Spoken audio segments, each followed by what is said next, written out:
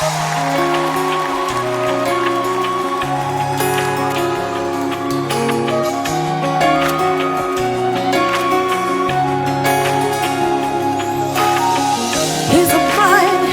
mighty God. Hey. Hi everyone, welcome to Girls Chat. Today we are going to talk about an interesting topic that have come across from hearing a lot of girls' questions and discussion concerning Mr. Right. Yes, we live in a society where we expect girls to marry at such age. Like, some would think girls need, a lady or a girl um, should be married at 25. In some societies, in some countries, they think 25 is the best age to get married. And when a girl is now 26, 27, 28, they are considered as late, for marriage. And some society to be 30, and others even 40. So the age is different, like the age limit for a girl to get married in the eyes of the society. But there is always this thinking that at some point a girl needs to get married, and when she has passed that point, it is considered as late. Or some would say that, oh, you have missed your opportunity. Probably you have missed Mr. Right, So we are going to talk about that topic, missing Mr. Right. Start with, I would like to encourage anyone who is watching, any girl who is watching, and you might have you might be at that age where everybody is saying, you're supposed to get married. Where is your husband? Is there anyone? You probably have missed Mr. Right. You probably have made the wrong choice in saying no to this and that guy. Look, he's now married happily, and you're like, oh. Yeah. I want to encourage you that to start with, it's not every person, every girl is supposed to get married. You never know. Maybe it's the will of God for you to not get married.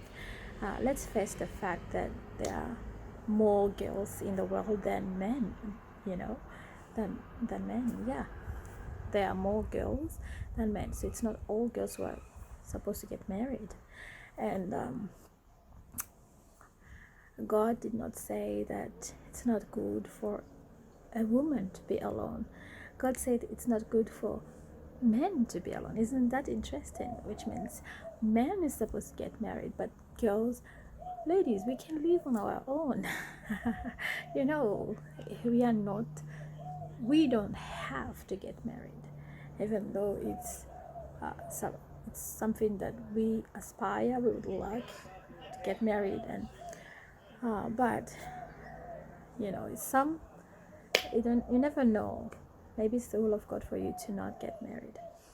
In saying that, I do believe that personally, what God's will for your life is, even though it might be abstract, but you kind of have a hint of what God wants for your life, because God speaks and He will show you. But people outside, I would like to say to someone who is looking at a girl who is maybe 34, 35, who is not married, and you have known part of her story that she has been proposed by such and such person and she said no, and you can be judgmental when think that this girl has done wrong, has taken the wrong choice by saying no. But you never know about her life. You never know how God speaks to her. You never know about maybe this guy that is now nicely married, he was happy because he's really supposed to be with that other girl, not her who said no.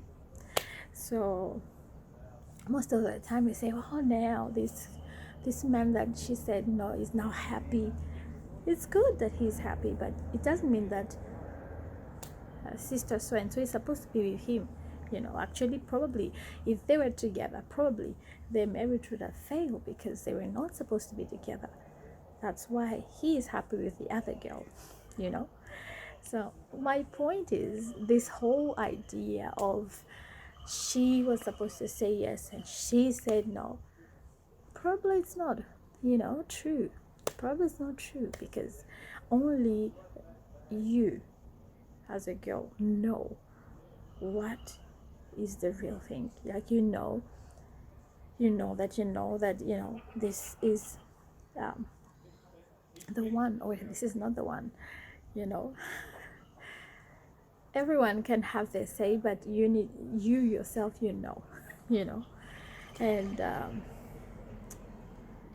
um, I would like to encourage you that if you are at that age that you have passed the normal age of girls to get married, keeping on, just enjoy life. You enjoy life, um, do things, whilst you are waiting for Mr. Right. If you are waiting, if it's something that you would like to do to get married, then you can still wait. But don't be desperate, and don't allow the voice of the enemy to come and disturb you, saying all sorts of things. Even voices of people who are saying, oh, you should have accepted Mr. This, because now look, he's married and he's very happy, and you said no and you are very miserable. you know I know a friend. I've got a friend who she's now married and she's very happy in her marriage. But at some point in our lives, when we were both girls and we were still waiting for Mr. Right, and she went through a season where she was really sad because she said, the guy she said no to got married, and it's like it was an amazing wedding, the wedding of this guy, and like everybody in our society was talking about him, and yet my friend, she did not have anyone at that point. She was not having a guy in her life.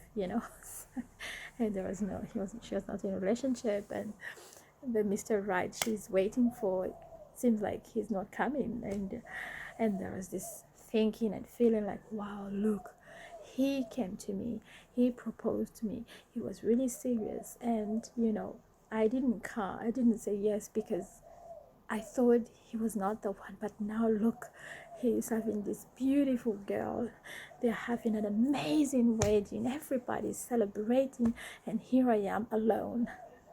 Oh, I tell you, she was down, she was sad, she was crying. But after a few years, her Mr. Right, the real one, came. The one that she's been waiting for. Like, she's now so happy in her marriage. So the timing of God is different. Like, it's not how we think, it's not how we see. So I want to encourage you, if you are a girl and you've seen that guy that you really, when you prayed, you felt like this is not the one, but apparently he's not so happy with sister. So, oh, it's good. He can be happy. You have to remember what God said, that he was not the one, and continue to trust God for the real one to come. Well, and probably, you might also not really supposed to get married. You can't just be maybe God wants you to be for him, to love him and have him as your husband. Apostle Paul says that blessed are those who the girls who are virgin. Blessed are them who are virgin and they are given to marriage, but more blessed are those who are not going to get married, who are going to remain virgin as they are, because they're gonna have Jesus as their husband, and they focus, because once you get married, your attention is divided, and it's required that you take care of your husband, and you take care of your children, and you take care of the whole household. So it's like a blessing. Apostle Paul says it's blessed. You're blessed if you are just you don't have any husband. um, yeah, so what I'm saying today in this is the first part of this question: have I missed Mr. Right? I just want to first say that the fact that a girl is at a certain age and is not married does not mean she has missed Mr. Right. Yeah, probably it's not yet her time. Her Mr. Right probably still is coming. She just have to wait for some more. Our timing is not God's timing, but what we need to understand is God is never late, and He always comes at the right time. I've been praying for my husband since I was 16. I've been praying. I had my criteria. I was always saying I want this kind of a guy who loves God, a white guy. I was in Madagascar then. I wanted this, I want that. I want someone who loves God, who is radical for the things of God. I want to marry also someone who loves me, who is tall, 1.8, who is, I had all sorts of criteria. And it's like it never came. And there is some guys who are like 80% of the criteria that I've been praying for came. And as I pray, though, I always feel it's not the one, and I say no. And I remember at some point I had people who came to me and say, you know what, you keep on saying no, there'll be a time like nobody will come to you. And what can I say? Because when I pray and when I really pray about that person who comes to me, I really feel is not the one. So how should I say yes? So the key is really having that relationship with God and talking to God. And you see, the good thing is, I waited. At some point, I felt like maybe I missed Mr. Right. Maybe I had too much in my mind, the kind of person I would like to marry. Maybe my criteria was too much criteria that I was waiting for. But every time I pray, God always reassured me that He could give me the desires of my heart. And I've waited, and at 33 I got married with the man of my dreams, and I was 33 when he came, which is a good age. But of course, in some cultures, like even my culture, that was a bit late. But I was willing to wait. If I didn't wait and I said yes to other guys, I would not marry Michael, the man of my dream. And I would have missed out into the real Mr. Right. I would have even not known him probably. So what do I mean? What am I trying to say? I'm trying to say that do not let age determine your saying yes, or do not let people around you make you feel like you are missing the right guy. Have a close relationship with God, and let Him guide you in every step that you take. And for anyone, you are not a girl, you're watching this, you might be a parent. I just encourage us not to put pressure on our girls. Let's not put pressure on our girls saying they are late for marriage and all that. If you are concerned, better pray than talking. Sometimes what we say to them affect them more and cause them to take wrong decisions, rather than trusting God and waiting upon God. Because it's better to not be married than marry the wrong guy. It's better to not have anyone than be hooked with someone that is not supposed to be your husband, and then at the end of the day you are in this marriage, but you are suffering. You would not want that, because once you are married, it's a covenant. It's together, like you are signing for a covenant till death do you part. You know, so uh, do not. It's better to say no than to say yes because of fear of being late, fear of the society, fear of what people could say, all that. Yeah. So for today, that'll be the end of our show.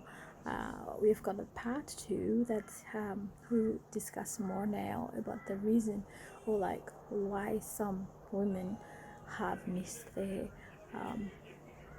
boat, or have missed their ride, which it can happen. There are cases that it's really happened, that you have that girl has missed the opportunity to marry the right guy.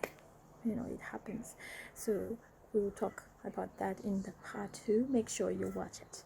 But for now, be blessed, and I hope that you have uh, retained, you have gained some wisdom and some knowledge through this show. God bless you.